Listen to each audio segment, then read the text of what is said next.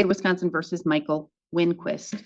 The state appears through District Attorney Kevin Schmidt in person. We have Michael Winquist in person in custody with counsel Eugene Harrington. We're set today in this matter for the sentencing portion of this case. My relationship to Christina is her mother. All right, you may begin. Well, I mean, really, what can I say? I mean, Christina has been shot. She's had to go to the doctor several times. Don't quote me on this, but I think it was like 34 times out of 30 days that she was at the doctor. What you're about to hear is not just a sentencing, it's a chilling reminder of how fast ordinary life can collapse into irreversible tragedy. This is the State of Wisconsin versus Michael Winquist, a case involving alcohol abuse, illegal firearms, and a gunshot to the head that somehow didn't end in death, but did end a life as it once existed. As victim impact statements begin, emotions run raw, and the courtroom braces for a reckoning that no sentence can truly undo. The question looming over everything: how did something so unthinkable happen without warning? It's caused a huge hardship within our family. What can you say? My daughter's been shot. Yeah, she may look normal, but she's not normal inside. Her cognitive ability is not there. And then you expect her to live a life, and the rest of us to live that life as well. She's not okay.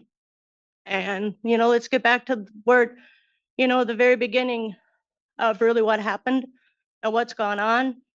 And that's what I expect the council to do. Thank you. Thank you. I struggle with it just for the simple fact that, a lot of things I don't remember. And anytime that I think about Mike, everything just goes blank. I'm definitely nervous about what I should say or what I shouldn't say for fear of what will happen once he gets out, because I'm unable to file a restraining order at that time. But, one of the big things that, has not been brought up at all is Mike was shot. And I took care of him throughout the whole entire time. I didn't have that. Like they say, my life is not the same. My whole family's been impacted by this. And I feel bad because I'm like a burden. The other thing too that's pretty hard is that he could have very well taken another parent from my children. And the thought of that for them is just unbearable. And I'm not the same. I mean, people keep telling me I'm not the same. I don't feel the same. I guess, Debbie, can you? Is that all you would like to say today? She's gonna have Debbie finish for her. Right. Okay, and that's totally appropriate and fine. If you are going to read something, please read it slowly. I will. Thank you. Okay. The one thing that bothers all of us here, I think, is there has never been an attempt for any apology. There has never been any show of remorse. And the fact that they're saying that he didn't really know what happened, pardon my French, he's full of shit. And I apologize for that. There is one thing that Christina came across that I wanted to read as though I'm Christina. You were not my partner. You were my punishment. You didn't love me. You drained me. And yet I called it romance. You didn't hold me. You caged me. And I mistook the bars for a warm embrace. You weren't my partner in life. You were the tax I paid for ignoring my worth. I prayed for love, and life handed me a lesson in scars. That wasn't fate, it was a mirror. It wasn't chosen. I wasn't chosen. I was targeted. My kindness made me a canvas for your cruelty, and my silence gave you power. And the worst part, I loved you deeply, but not anymore. Not anymore. Thank you. Thank you. Ms. Bickbaum, are you sure that you don't have anything else to say? All right, thank you. I'm here on behalf of Christina Fickbaum. She is actually not very much able to speak for herself. And the one statement that I would like to leave the court with, more than anything, is that she is asking for the highest amount of sentencing that can be provided under what he has already said guilty to. And that is it. Judge, my understanding is the Department of Corrections recommended essentially 16 and a half years. Well, they gave a range is the thing, so I was including the range. If you go to the maximum range, it's 16 and a half years. Oh, well, regardless, my recommendation is going to be the upper end of what I'm capped at. It's going to be 17 and a half in and 10 out, which is relatively close to what DOC recommended. In Wisconsin, for any case, for any sentence, the court must always consider probation first. It must consider something called the McCleary-Gallion factors, which is This is where the legal gravity of the case fully comes into focus. Prosecutors are walking the court through the McCleary factors, the seriousness of the crime, the defendant's character, and the need to protect the public. And listen carefully, this wasn't a hunting accident, a home invasion, or a chaotic struggle. According to the state, this was a deliberate act inside a kitchen involving a felon prohibited from owning firearms and violating probation by drinking. The unpredictability of the act is what terrifies the court most, because if no one saw this coming, how do you prevent it from happening again? the gravity of the offense, the character of the offender, and the need to protect the public. This is a case where Michael Winquist shot Christina Fickbaum in the head with a shotgun, not outside, not during like a hunting incident or cleaning a weapon, but for no reason at all. It was done in the kitchen, and there was no danger there. There was no home invader. There was nothing like that. In the days leading up to the offense, there were no indications that this was something that was predictable that was going to happen. Analysis of the phones of both of them showed their relationship was good. According to the child who was there in the home, there was no argument in the immediate lead up to it. There was an argument earlier in the day in which they were arguing about money related to the child's father owing them money and a need to possibly engage in civil suit for that. What happened is at some point in the day, Michael Winquist, who had not been sleeping for days, had been drinking constantly for days, was on what you might call a bender, suddenly was heard by the child who was in the basement, suddenly wake up, crashing around the bedroom, stumble to the kitchen. He heard a gunshot. His first thought was, well, Michael Winquist often will like shoot like squirrels and varmint and things like that, until he heard a body drop. And then he went up and found the image of Michael Winquist in front of his mom with a gun with her bloody on the floor. He fled, and when he was outside, he had to watch Michael Winquist shoot himself. He wasn't sure if Winquist was dead or not. Later on, he would go back in and remove the firearm. Michael Winquist was there ineffectually doing some sort of care to the head wound while mumbling something about dreaming. The victim, Christina Fickbaum, miraculously survived. She survived a gunshot wound to the head. In fact, she walked herself out of the building to EMS outside. The injury that she really was inflicted with wouldn't become apparent until later. In fact, if you watched her right after the incident in the hospital, you wouldn't detect any sort of impairment in how she's interacting at all. None of the cognitive or neurological issues that you've heard from the victim statements today. That was an injury that has worsened and festered and grown and gets worse with time after the injury was inflicted, the initial gunshot.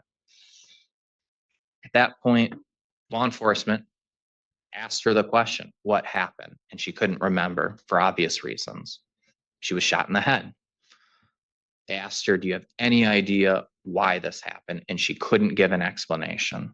The person who had been living with him didn't know. The best she could do was speculate it's associated with his PTSD and him fighting in his dreams. But she didn't know the answer. In the PSI, she was interviewed by the PSI writer, as well as many family members and other people who just know Michael Winquist, where It was discussed that he's violent. He engages what one might call domestic violence, offering another possible explanation for what might have happened. Nobody really knows, though, because of the lack of memory, what actually caused this. I'm going to come back to that later. Michael Winquist at the time was on probation. He was on probation for felony OWI. He is prohibited by the conditions of probation from consuming, possessing alcohol. Absolute sobriety. He was prohibited by the law because of the felony nature of the conviction from possessing firearms. In the PSI, he specifically talks about that shotgun in the closet. Why do I have it? It's for the purpose of protection. That is not allowable for someone who is a felon. You can't just keep it for protection, or else the prohibition would mean nothing. She's been inflicted with devastating physical, mental, emotional, neurological injury. And they're an injury that worsens with time. It doesn't get better. This is a victim that cannot and will not ever be made whole, either through anything the court can order, through any restitution that Mr. Winquist could do, because the way she's going to experience life from now on is forever changed. As far as I can tell, the worst injury, the worst impact on a victim I've ever seen in a case short of death. The state's recommendation, 17.5 years initial confinement, 10 years extended supervision. That's not going to be the rest of Mr. Winquist's life. He'll get out almost at age 50 if the court follows that recommendation. It is more than half his life that he's lived so far. It is more than the adult life he's lived so far, but it's still less than what Christina Fickbaum is going to be facing going forward, because we know the nature of her injury. It's degenerative, it's treatable, but not curable, if that makes sense for the court, if it understands that terminology. I've alluded to in the past hearings, that was the main thing police were trying to figure out. We were trying to find a motive. We were trying to find sense in something that was utterly senseless. It turns out it was a folly. And that's exactly why I think these factors do not bode well for Mr. Winquist. This was not a violent action in regards to a hot argument. This was not, what we call a hot homicide where, hey, the child in the basement heard them having a loud argument and fighting and then escalating. This wasn't that. So we can't say it was that. Could have been any of the things I described. With the PTSD, what's even the source of the PTSD? He served in the military, but he served in a non-combatant role. Could it be the shooting that happened that was alluded to by the victim advocate? Well, Mr. Winquist was simply standing outside a bar. He was shot in the buttocks by a scope rifle for really no reason at all. He did. But the real reason why I'm talking so much about there's not a good explanation for his behavior is because that is the sort of thing we look at when thinking about incapacitation. The reason I'm recommending a 17.5-year initial confinement sentence, even though Compass and the Department of Corrections says this is a low-risk offender, is because the community needs to be protected from him. Nobody saw this coming. If you asked the day before this of Christina or her child, is she going to get shot tomorrow? None of them would have even fathomed they would have been anywhere near that. Michael Winquist's behavior is not predictable. It's like trying to predict a wild animal, whether or not it's going to strike or not. And that's the real danger, and why incapacitation, to me, overrides even specific deterrence and rehabilitation in this case.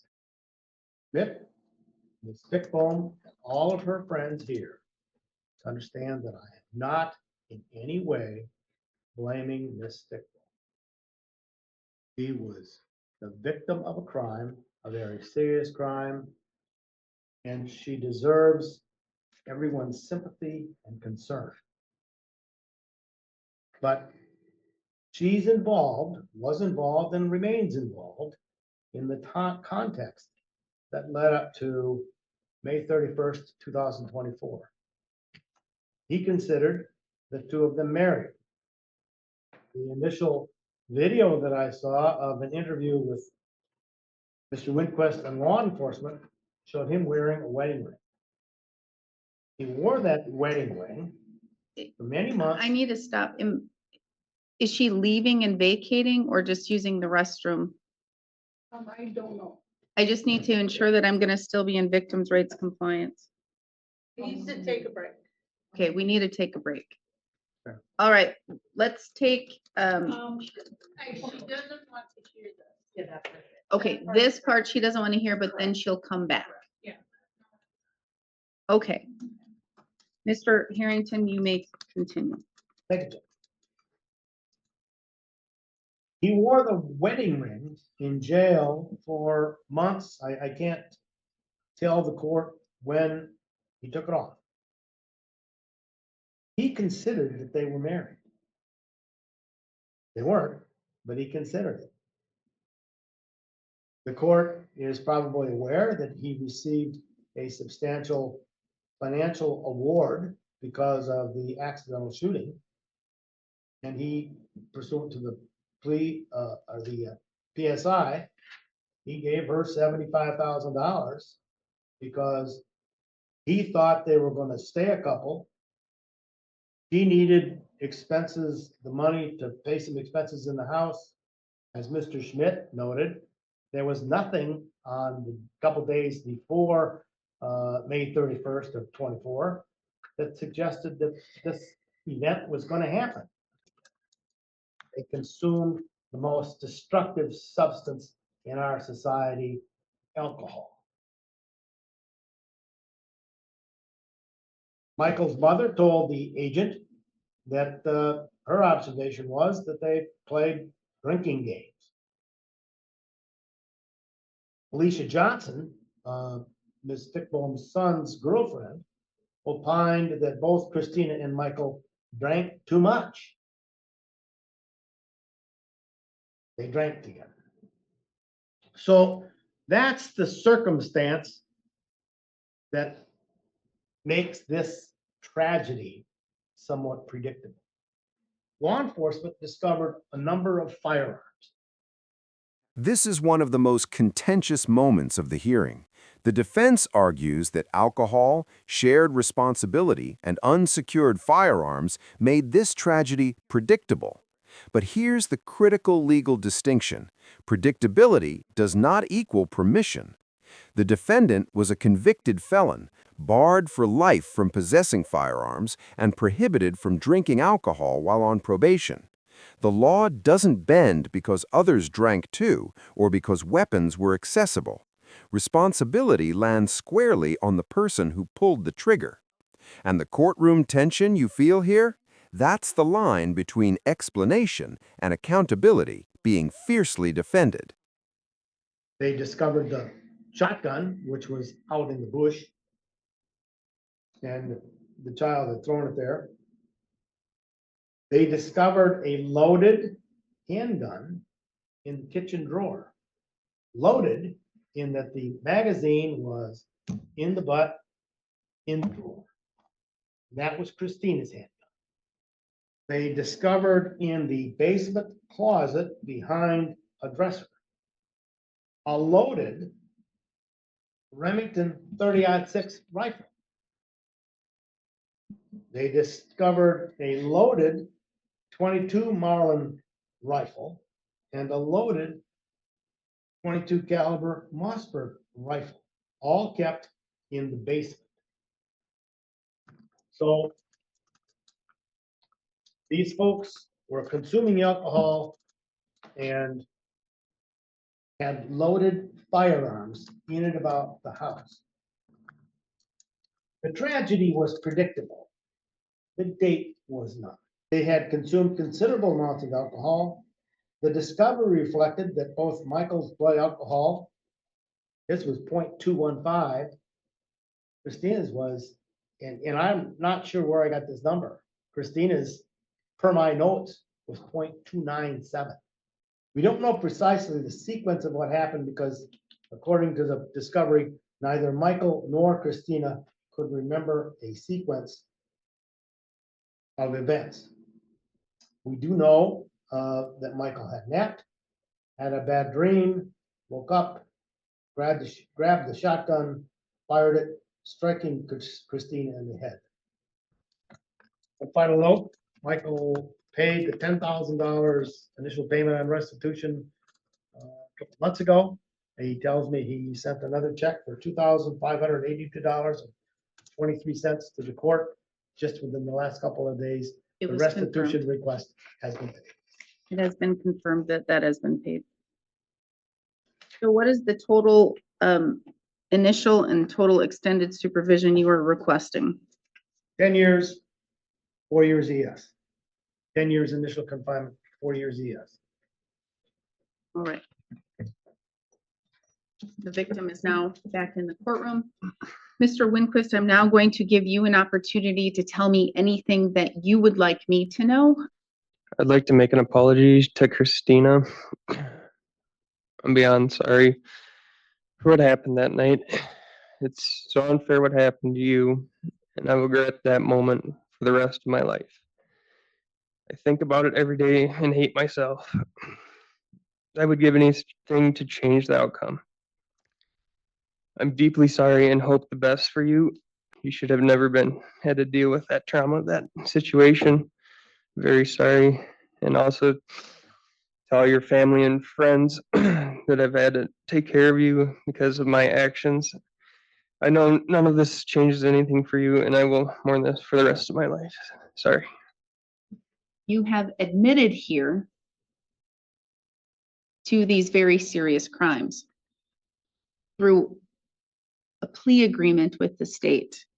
Count 1 was amended down from attempted first-degree intentional homicide, domestic abuse.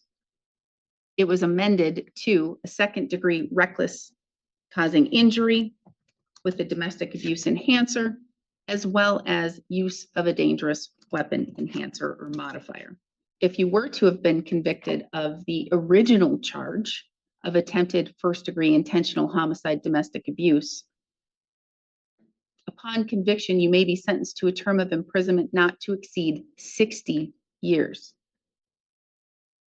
And then that was amended down to the second-degree reckless injury with the domestic abuse enhancer and the dangerous use of a dangerous weapon modifier, where the maximum possible penalty could be the initial 12.5 for the second-degree reckless, with the ability to increase an additional 5 years of initial confinement because of the use of the dangerous weapon and that modifier. All in all, due to the agreement that you've reached with the state, the plea agreement, you essentially avoided a life sentence. Ms. Fickbaum does not have the same ability to avoid that life sentence. She will continue to live with this day in and day out, not only the emotional turmoil and effects, but the physical effects that she has and will continue to suffer from, which then leads to financial effects and other mental health effects and other things that will seep and continue to seep into her life. You may not have killed her, but her life left her that day.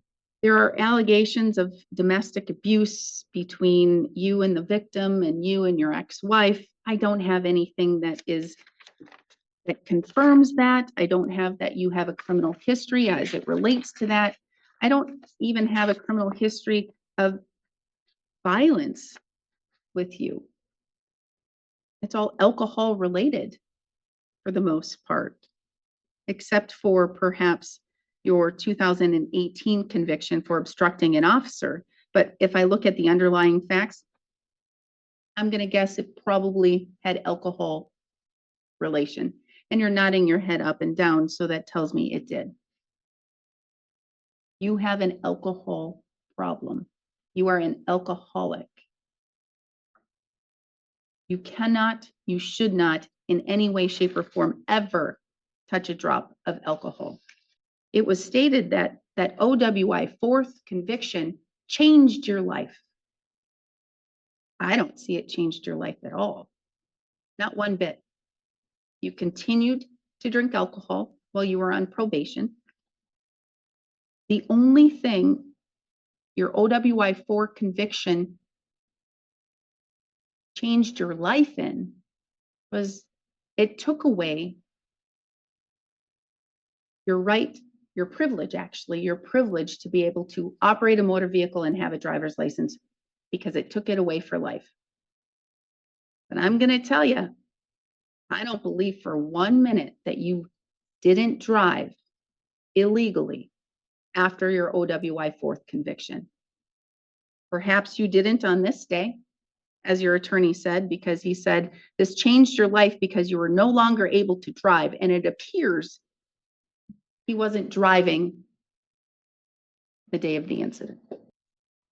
But the fact that you couldn't abide by your probation conditions, the fact that you continued to drink alcohol after your OWI-4 conviction while you were on probation, the fact that you continued to possess firearms when you are a convicted felon, leads me to believe that you wouldn't follow the lifetime restriction of no driving or having a driver's license either.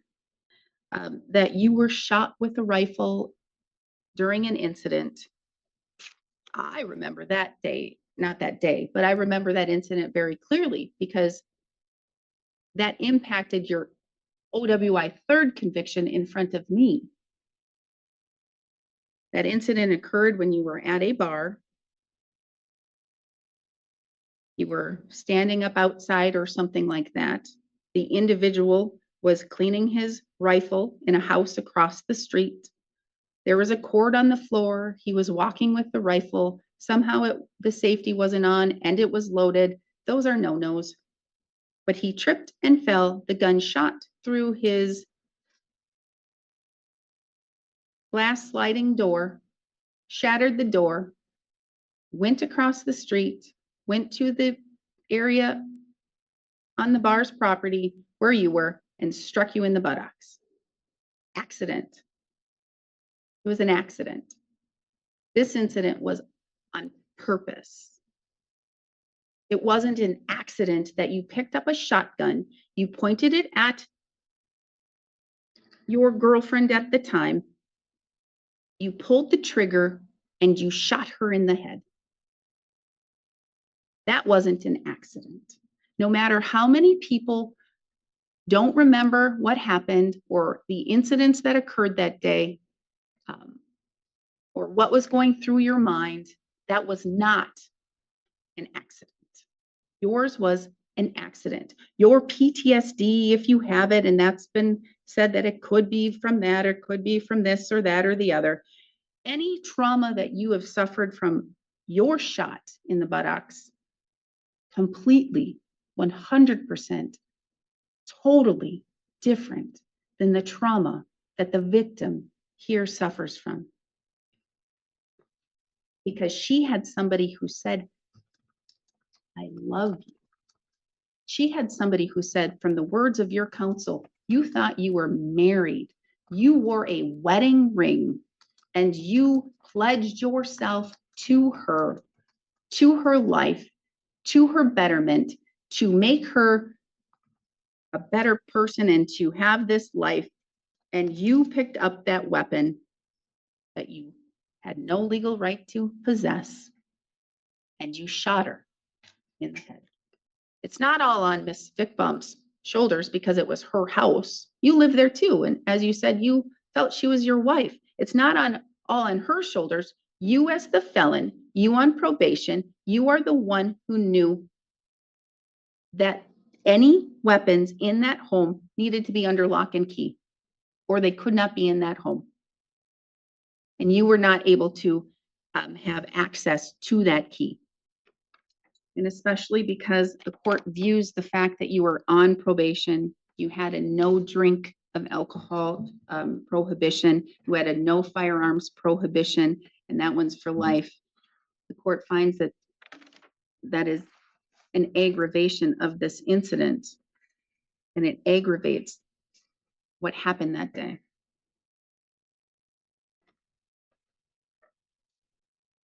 And although Ms. Fickbaum may have engaged in alcohol consumption that day, and she may have been extremely intoxicated as well, she in no way played a factor in you taking that weapon, you taking that gun and shooting her in the head. None of that, none of it is her fault. None of it. So with count 1, the court is going to sentence you for the underlying second-degree reckless injury, 7.5 years of initial confinement. And then the maximum for the use of the dangerous weapon, totaling 12.5 years of initial confinement with 5 years of extended supervision. As it relates to count 2, possession of a firearm, convicted felon, the court also finds this egregious. The fact that he knew he was a convicted felon, as applied to him, it was very serious. He was simply just on probation not too long before that. The court finds that a maximum of 5 years of initial confinement and 5 years of extended supervision is necessary. Counts 1 and 2 are consecutive to each other. As to count 3, possession of a firearm by a convicted felon, that is still serious and egregious. No matter where the firearms were placed, he knew of the prohibition. He knew that that was for life. He was still on probation. He was on a no alcoholic drink prohibition. He was extremely intoxicated. The court is going to sentence him to 3 years of initial confinement with 3 years of extended supervision. That is consecutive to counts 1 and 2. Possession of a firearm by a convicted felon. The court finds the same. 3 years of initial confinement with 3 years of extended supervision. That is going to be consecutive to counts 1 and 2 and concurrent with count 3. For count 7, possession of a firearm by a convicted felon. The court also finds the same things as to counts 3 and 6. 3 years of initial confinement, 3 years of extended supervision. That is consecutive to counts 3 and 6, consecutive to counts 1 and 2. Judge, did you say consecutive or concurrent? 7 is concurrent with 6 or consecutive? Consecutive. It's consecutive to all counts. Count 8, possession of a firearm by a convicted felon. Same basis. 3 years of initial confinement, 3 years of extended supervision. 8 is concurrent with count 7, but consecutive to counts 3 and 6, and consecutive to counts 1 and 2. In my calculation, it's 26.5 years of initial confinement. The court has spoken, and the message is unmistakable. Michael Winquist is sentenced to over 26 years of initial confinement, followed by extended supervision, with all major counts running consecutively.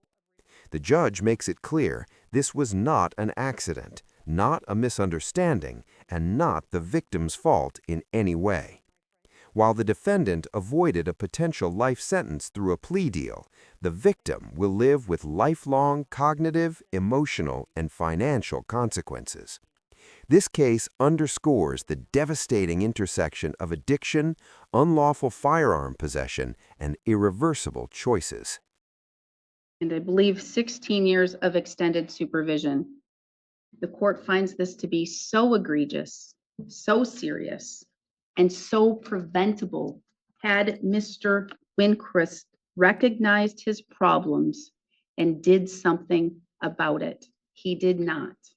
He failed to do anything, and he had sign after sign after sign, and he failed to even recognize or address them. And he is not eligible for early release programming, either the challenge incarceration program or the substance abuse program. The court is ordering $12,582.23 in restitution. I believe I've covered everything, Mr. Schmidt. Just to clarify, I think I wrote down wrong about 3, 6, 7, and 8. The court ordered 3 and 3 out on all of them. They're all consecutive to counts 1 and 2. 3 of them are consecutive to each other. 1 of them is concurrent to that group, totaling 26.5 and 19 out. 19 out. You could have added the ES correctly. I didn't write down the ES. I was trying to do it by my head.